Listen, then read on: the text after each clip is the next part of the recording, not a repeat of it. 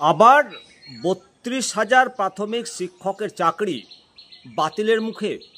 এই প্রশ্নচিহ্ন যখন ওঠে আর যখন পত্রিকায় ফলাও করে ছাপানো হয়, বিশ্বাস করবে না, মনটা আটকে ওঠে এবং খুব খুব খারাপ লাগে।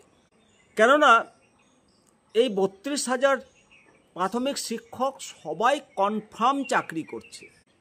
প্রভিশন পিরিয়ড কমপ্লিট হওয়ার পর প্রত্যেকে কনফার্মেশন লেটার পেয়েছে, তারপরেও এদের চাকরি বাতিল হবে।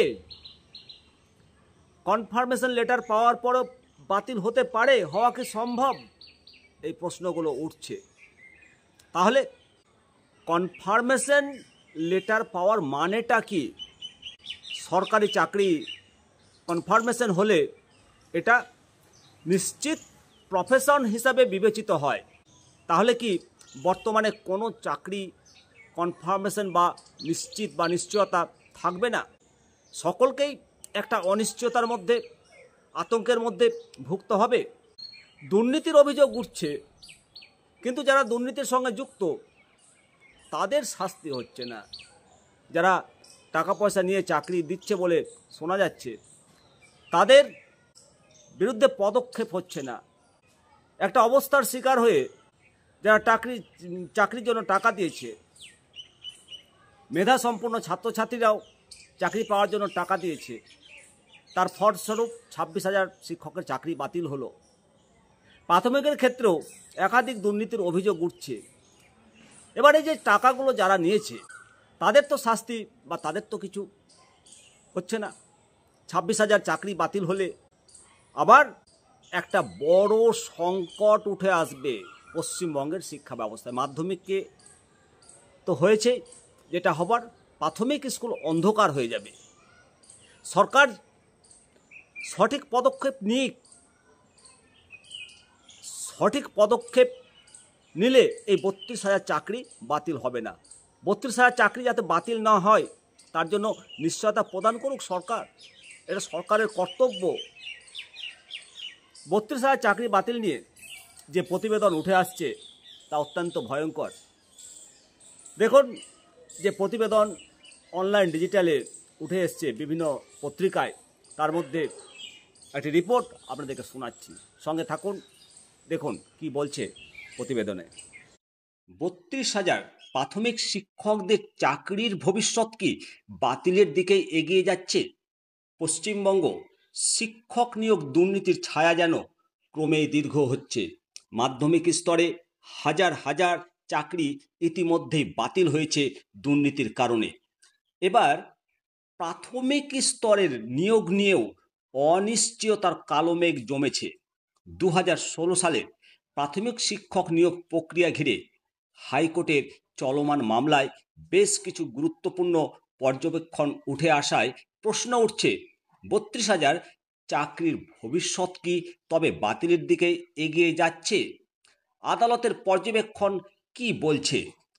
২০ মে কলকাতা হাইকোর্টের এই মামলার শুনানিতে প্রাক্তন বিচারপতি মাননীয় অভিজিৎ গঙ্গোপাধ্যায় স্পষ্টভাবে প্রশ্ন তোলেন যে কিভাবে কিছু অযোগ্য প্রার্থী টেট পাস না করেও নিয়োগ পেলেন।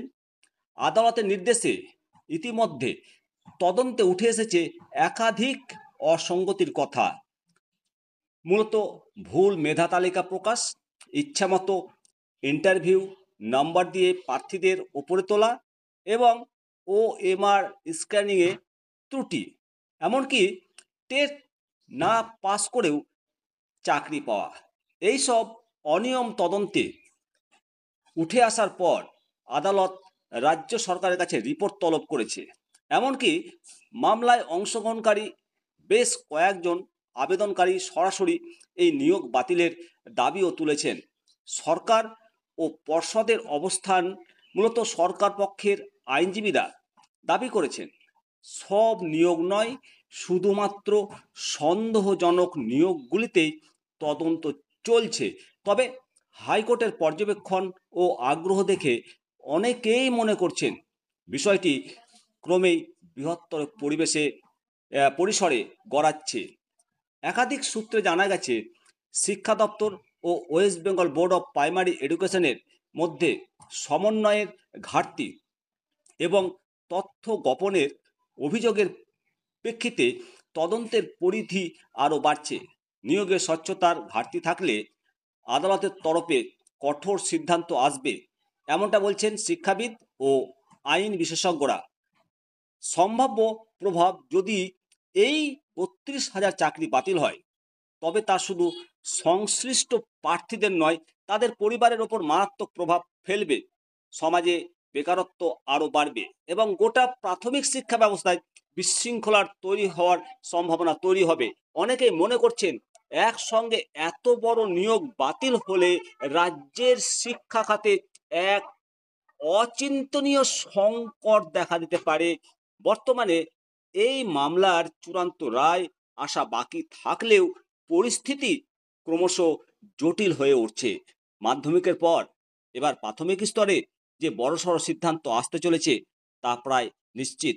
32,000 চাকরি বাতিল হবে কিনা তা ভবিষ্যতের রায়ে নির্ভর করলেও ইতিমধ্যে এই মামলার গুরুত্ব ও প্রভাব রাজ্য জুড়ে আলোচনার কেন্দ্রবিন্দু হয়ে উঠে এসেছে। কি বলবেন? হাই স্কুলের ক্ষেত্রে তো যোগ্য অযোগ্য পৃথকীকরণ সম্ভব হয়নি, কিন্তু প্রাথমিকের ক্ষেত্রেও কি তাহলে যোগ্য অযোগ্য পৃথকীকরণ হবে না? যারা দুর্নীতি করে পেয়েছে, যদি সত্যি সত্যি প্রমাণ হয়, সে কটা বাতিল হোক। পুরো প্যানেল কেন বাতিল হবে? চাকরি বাতিল হওয়া আর চোখ তুলে নেওয়া একই। চাকরি হারিয়ে যাওয়া মানে অন্ধ হয়ে যাওয়া, তার ভবিষ্যৎ অন্ধকারে ডুবে যাওয়া। তারপরেও রাজ্য সরকার গ্রুপ সি গ্রুপ ডি এদের চাকরি বাতিলের পর ভাতার ব্যবস্থা করেছে। সেই ভাতা নিয়েও আবার কোট আনকোট খেলা। অর্থাৎ একটা নিশ্চিত অন্ধকার, একটা ডুবন্ত জাহাজ। সেই ডুবন্ত জাহাজ বর্তমানে 32,000 প্রাথমিক শিক্ষকের ভবিষ্যৎ। একে বাঁচানো কি যাবে? যদি বাঁচানো যায়, এখন থেকেই পদক্ষেপ নিক সরকার, পর্ষদ। তা না হলে এই 26,000-এর মতো আর উপায় থাকবে না। চাকরি বাতিলের পর আবার সেই রিভিউ পিটিশন যেটা হয়েছে, সেই রিভিউ পিটিশনেরও কোনো ফলাফল পজিটিভ আসবে না, সেটা সরকারও ভালো করে জানে এবং যাদের চাকরি বাতিল গেছে তারাও জানে। সুতরাং দ্বিতীয়বার যাতে এরকম পরিস্থিতির শিকার না হয় এই 32,000 প্রাথমিক শিক্ষক, অবশ্যই এই প্রার্থনাটা রাখি সরকারের কাছে, যেন আর একটা চাকরিও বাতিল না হয়। আপনাদের মতামত জানাবেন। ভালো থাকবেন, সুস্থ থাকবেন। আমি শিবরাম সরকার, নিমতিতা দর্শন। আবার আপডেট নিয়ে হাজির হব। চ্যানেলটিকে সাবস্ক্রাইব করুন। নমস্কার।